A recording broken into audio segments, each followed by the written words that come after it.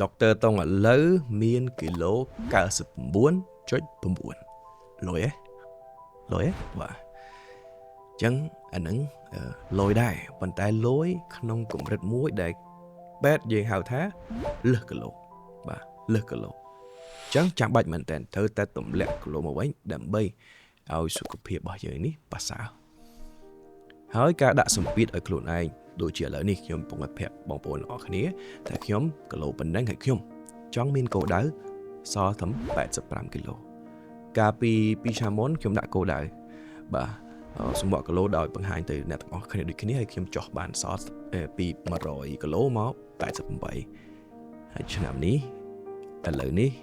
ខ្ញុំត្រូវតែមានគោលដៅមួយទៀតហើយដាក់សម្ពាធមកឲ្យខ្លួនឯងដើម្បីកែប្រែបាទទម្លាប់មិនល្អឲ្យទៅជាល្អចឹងអ្នកដែលកំពុងតែមានគីឡូធ្ងន់តើមានគោលដៅសម្បកគីឡូវិញណាហើយកុំប្រាប់ខ្ញុំថាគូគ្មានផ្លូវដែលខ្ញុំអាចសម្បកបាននេះគុំយើងតែងតែមានផ្លូវដើម្បីដោះស្រាយទៅលើបញ្ហាពិសេសមែនតើត្រូវតែហៅផ្លូវបើអត់ផ្លូវត្រូវតែហៅផ្លូវ